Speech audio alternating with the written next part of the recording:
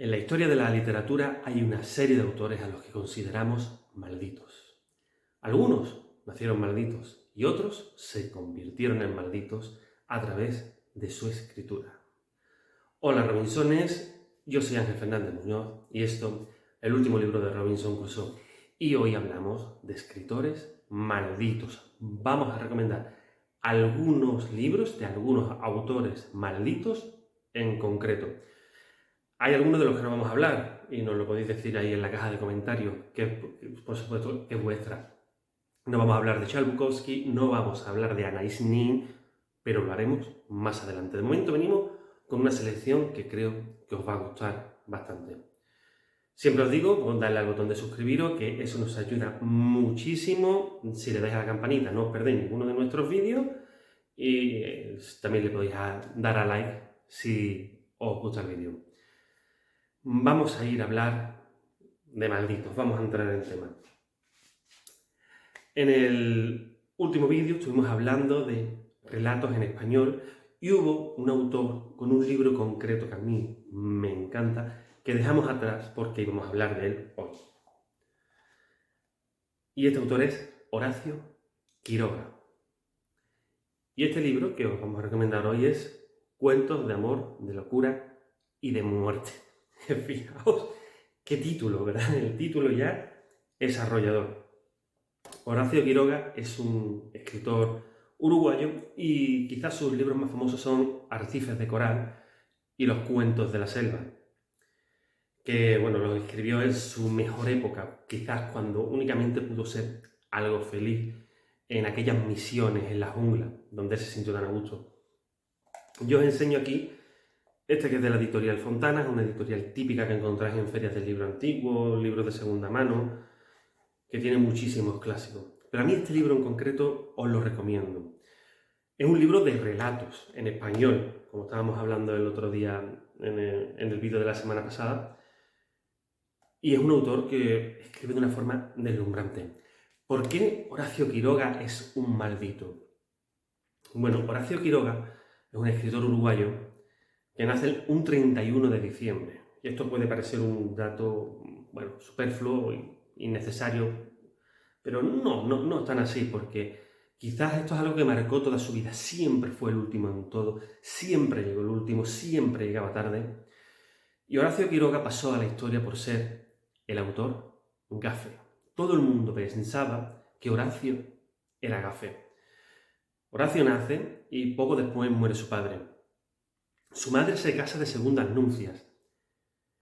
Su padrastro tiene una enfermedad, se queda medio paralizado y bueno, este hombre, angustiado de la vida, decide suicidarse y se suicida con una escopeta, la cual logra disparar con los pies. Horacio, que era aún un adolescente, entraba en el despacho justo cuando su padrastro se suicidaba. Imaginaos qué shock para el joven Horacio. Pero ahí no queda la cosa. Ya siendo un ventañero, un amigo suyo lo reta a un duelo, lo cual Horacio lo ayuda a limpiar el arma. Horacio está sentado, está limpiando el arma, accidentalmente se dispara y accidentalmente mata a su amigo. Fijaos, un chico con 20 y pocos años ya, qué trauma tenía. Horacio se casa varias veces, todo a su alrededor va mal. Él emprende negocios y todos los negocios que emprenden pues fracasan. Va a París, quiere ser escritor, pero todo le sale mal. Siempre le sale mal todo. Al final, la época donde un poco pudo ser feliz fue viviendo en la jungla, pero tuvo que volver a Uruguay, en Buenos Aires también estuvo viviendo. Y todo, como os digo, a su alrededor iba mal, hasta el punto de que en la última etapa de su vida la gente no se acercaba a Horacio Quiroga porque era un gafe.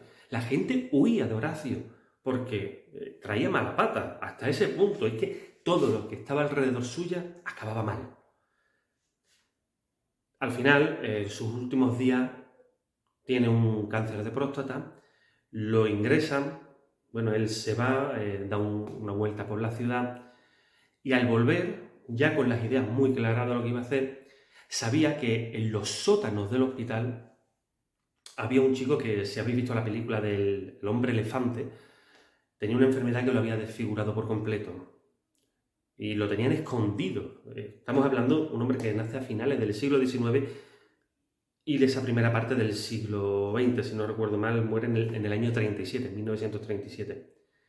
Ese hombre estaba allí escondido y el que tenía una habitación hizo que lo subieran y que lo trataran como un humano. Fue lo último que hizo, tratar como un humano a aquel hombre que tenían escondido en el hospital.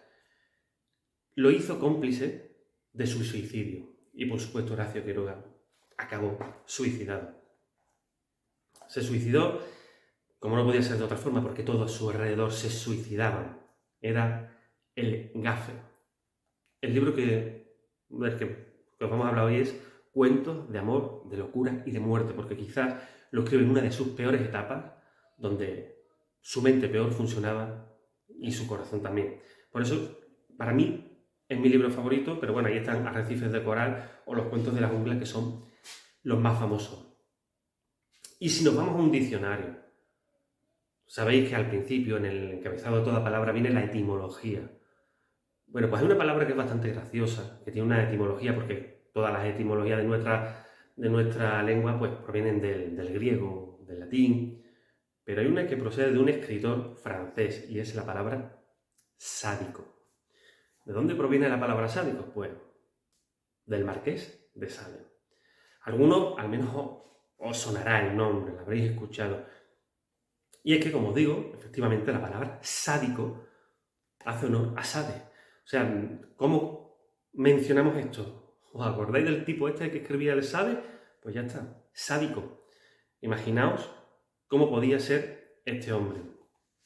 Bueno, el Marqués de Sade no era ni tan siquiera marqués, aunque tenía algún título nobiliario. Es del siglo XVIII. Yo os enseño aquí Los infortunios de la virtud, también de la editorial Fontana, uno de estos libros que podéis encontrar en cualquier feria del libro antiguo. Y bueno, el Marqués de Sade, bueno, pues como era un absoluto sádico. Se pasó casi toda su vida del manicomio a la cárcel, y de la cárcel lo volvían a mandar al manicomio, porque no sabían dónde meterlo. El Marqués de Sade tenía un tío que era... Bueno, no sé muy bien la graduación que tienen en la iglesia, pero bueno, no sé si era arzobispo o cardenal. Es que no controlo mucho estas jerarquías y estos nombres. Pero bueno, era un señor de la iglesia, un señor importante, que cuando él era un adolescente lo introdujo en las orgías. Así, en las orgías. Los infortunios de la virtud es uno de los libros de su personaje Justin. Aquí, pues además veis en la portada, bueno, quien se representa como Justin, que es la personaje del libro, y aquí pues es que no sé los de rojo quiénes son, si serán cardenales o sacerdotes, en fin. Justin se pierde y unos religiosos la encuentran. Los religiosos, pues, la acogen. Pero claro, la acogen y practican sadomasoquismo con ella y con otras muchas chicas que tienen allí raptadas. A ver, esto ya dicho así suena heavy, pero este señor vivió en el siglo XVIII. Imaginaos en el siglo XVIII que un pavo escribe que unos religiosos secuestran a una niña y hacen sadomasoquismo con ella y con otras muchas. Al final la chica se escapa. En fin, el libro está muy bien, pero no son 50 sombras de Grey. Eso es una broma. Esto es otra cosa. Y sobre todo, lo escribe en el siglo XVIII. El Marqués de Sade llegaba a tal sadismo, a tal cinismo, porque también era un cínico, que se casó con una prima suya, que no se iba a casar con cualquiera, sino con una prima suya para molestar bien a la familia. Tuvo una hija y sin que su mujer lo supiera, le puso el nombre de su amante. Así de cínico era. Y sobre todo, sádico. Todo lo que describe, las posturas sexuales, las orgías, las bacanales, son tremendas en el siglo XXI. Así que, como os repito, en el siglo XVIII, imaginaos esto. Y pasó la vida así. Del manicomio lo mandaban a la cárcel. Cuando en la cárcel no sabían qué hacer con él, porque es que no sabían si era un delincuente, si es que era malvado o que estaba como una chota, lo volvían a mandar al manicomio. No sabían dónde meterlo. Los libros de Justin son de los más conocidos y yo os recomiendo este, Los infortunios de la virtud, que os va a gustar y os va a escandalizar y a sorprender mucho. También porque no vamos a hablar de malditos, vamos a hablar de Mary Shelley. Algunos dirán, bueno, Mary Shelley escribió un gran libro. Sí, escribió un gran libro que fue Frankenstein. Bueno, escribió muy buenos libros porque Mary Shelley era una gran escritora y tuvo una vida bastante horrible. Sabéis que fue esposa del poeta Percy Shelley, que Percy Shelley murió en un barco, que Mary Shelley, cada parto que tenía, los hijos morían, y Mary se llegó a ver sola, completamente sola, con su hijo, vagando por el mundo, intentando sobrevivir. Al final escribió una novela, y os lo dejo ahí, y bueno, en Radio Jabato,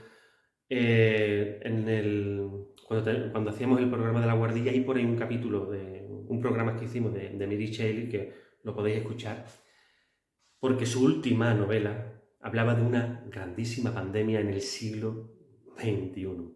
Una pandemia, por cierto, muy parecida a la del coronavirus, pero también una mujer con una vida dura y con una muy mala suerte. Y si hablamos de maldito, aunque nos dejemos atrás a personas como Anais Nin o Charles Bukowski, pero no nos puede faltar el príncipe de los poetas malditos, Charles Baudelaire.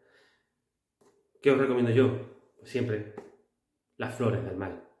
Las Flores del Mal, Baudelaire, que por cierto esto es una edición de la editorial Losada, que es una editorial argentina que hace edita unos libros muy buenos y la verdad es que muy bien editados.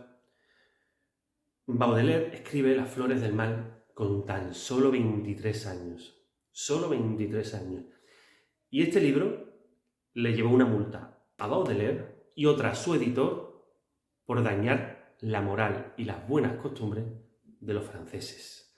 Así que imaginaros qué poemas hay aquí. Si intentáis encontrar un poema de amor, sí que los hay, pero quizás no como lo imagináis. Pero no dejar de leer a este hombre este gran poeta, aquejado de sífilis, con problemas con el alcohol y que pasaba sus ratos libres en los fumaderos de opio de la bohemia parisina. ¿Y a quién más como escritor maldito? Por supuesto, a Louis Ferdinand Céline, que este libro le hemos hecho una reseña aquí en el canal y más que os lo recomiendo porque es un libro desgarrador. Pero hoy vamos a hablar de lo que es un poco Céline. Céline fue un absoluto incomprendido que estuvo en las trincheras en la Primera Guerra Mundial sin saber muy bien por qué estaba allí. De hecho, critica la guerra, critica los nacionalismos, critica el patriotismo, critica la alienación del ser humano. Todo eso lo critica aquí. Y de buenas a primeras en la Segunda Guerra Mundial, porque lo que sí tenía este hombre es que sí que era un poquito antisemita y escribía muchas hostavillas criticando a los judíos. Claro, cuando estalla la Segunda Guerra Mundial, pues eso hace que se vea metido en un pequeño lío. Y es que los franceses lo acusaron de nazi y de colaboracionista. A ver, antisemita era, que era algo que en la época, por desgracia, era bastante común. Nazi me da a mí que no, porque si leéis este libro, solo hace falta leer este libro para saber que era antinacionalista, antipatriota y cualquiera de los valores que tenían los nazis. Así que nazi, no, ya os digo que no era.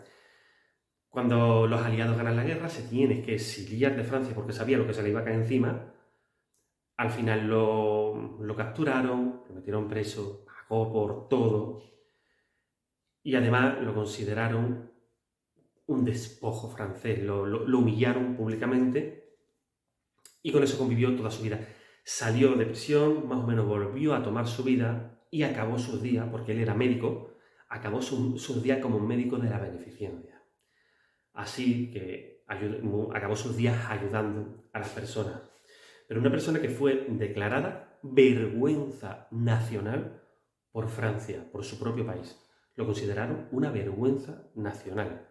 Y por supuesto, todas las condecoraciones que tenía de héroe de guerra en la Primera Guerra Mundial, pues se las quitaron. Y su obra pues pasó un poquito por ahí desapercibida. Y en Francia, porque es que, claro, hablamos de escritores malditos y casi que nos metemos en Francia y no salimos de ahí. Pero hay un autor muy desconocido, que muy injustamente desconocido, y es Boris Vian. Yo traigo este libro que es Escupiré sobre vuestra tumba. Ahí lleva el título. Y es de la línea Pocket de Dasa. Boris Vian era un absoluto prodigio. Era un grandísimo escritor, era muy buen guionista, era un buen actor y era un grandísimo músico, porque él era músico de jazz también. Era muy polifacético y era un tipo con muchísimo talento. Yo os enseño este libro, porque bueno, fue muy escandaloso, todo lo que le escribía era bastante escandaloso. Boris Vian, él en sí era bastante escandaloso, llegó a formar un concurso literario en el que el premio era una caja de cervezas. Ahí estaba Boris Vian, no le interesaba el éxito, no le interesaba absolutamente nada más que crear musicalmente, en cine, en literatura. Y esta novela pues, fue bastante polémica. Siempre solía escribir con seudónimos, sobre todo por el contenido. Pero el libro es de un afroamericano, de un chico negro, que se va a vivir a un pueblo de blancos, un pueblo conservador, de estos del sur de la América profunda. Y bueno, allí empieza a moverse, a conocer gente, a formar fiestas. Y un tipo que viene a caer más o menos bien, pero siempre con todo este racismo detrás. Pero él lleva una segunda intención, y es que él va a asesinar, él va a vengar la muerte de su hermano, porque su hermano ha sido asesinado, ha sido víctima de un asesinato racista. Y bueno, ahí se va mezclando hasta que intenta encontrar a los culpables y vengarse por ello. Claro, es un escritor del siglo XX y esto pues, de hecho muere en el año 59 de la primera parte del siglo XX y este libro pues bueno, trajo bastante polémica. Y para terminar, nos vamos a quedar en Francia y vamos a ir con el Enfant terrible, Arthur Rimbaud, otro de los poetas malditos. Yo os traigo este poemario, Iluminaciones, porque me parece uno de los más brillantes. Por supuesto, también está Una temporada en el infierno, lo tenemos por aquí, ya hablaremos de su obra largo tendido, porque bueno, su obra es muy corta, pero su vida dio para mucho. Porque Rimbaud era un niño, era un adolescente cuando por ahí andaba Baudelaire, cuando estaba Verlaine, su gran amigo. Y bueno, podéis pensar, ¿y este pobre chico qué hacía con estos tipos? Estos tipos lo influían mal, lo llevaban por la mala vida. Y no exactamente porque Rimbaud, a pesar de ser el más joven, era el más hardcore de todos ellos. El más excesivo. Todo era exceso en su vida. La bebida, el sexo, todo era excesivo en su vida. Fue un poeta brillante desde niño, fue un estudiante brillante, tuvo problemas con familiares, una madre muy posesiva, se escapaba de casa, conoció a Verlaine. Verlaine le pegó un tiro a Baudelaire en un ataque de celo, porque fueron amantes, porque también eran bisexuales y fueron amantes, y en un ataque de ira Verlaine cogió una pistola y le descerrajó un tiro que no fue a mayores. No solamente eso, escribe unos cuantos poemarios y deja de escribir muy joven y no vuelve a escribir. Pero a partir de ahí su vida es una absoluta aventura. Es marinero, es traficante de armas y de esclavos, es una verdadera novela su vida. Al final le amputan una pierna, muere por ahí medio solo, se lo llevan a Francia con la hermana. Una vida, de verdad, de novela. Su obra es cortita, solo escribió Iluminaciones, Una temporada en el infierno y El corazón bajo la sotana. Y poquito más.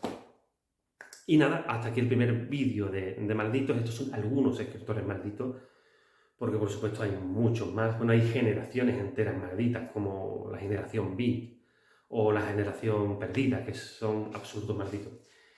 Haremos más. Aquí hay un acercamiento a algunos escritores malditos. Suscribiros al canal, que ya sabéis que nos ayuda mucho, y si le dais a la campanita no os perdéis nada. En el cabecero sabéis que están todas las redes sociales, Facebook, Twitter, Instagram, Patreon, ahí está todo. Y en la caja de comentarios, decidnos si lo habéis leído alguno, si os llama la atención, si queréis que hablemos de algún escritor maldito en concreto que os guste mucho, lo que queráis, porque la caja de comentarios está para que opinéis. Así que nos vemos en el próximo vídeo. Chao.